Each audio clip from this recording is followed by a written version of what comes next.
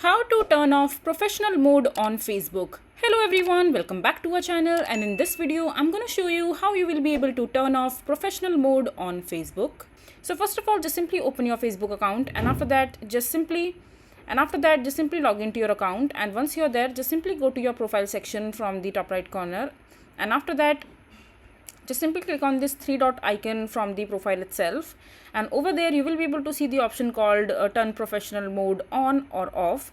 Just simply tap on it. As you can see that in my profile the professional mode is already on, so in order to off it you just simply have to click on continue from the bottom of the screen, and now you have the tab which says turn off. Just simply tap on it and your professional mode will be turned off successfully. So this is basically how you will be able to turn off professional mode on Facebook. I hope you find this video to be helpful. So that is it for this video. If you find this video to be helpful, make sure to hit that like button and don't forget to subscribe to our channel for more such informative videos, and I'll see you the next time.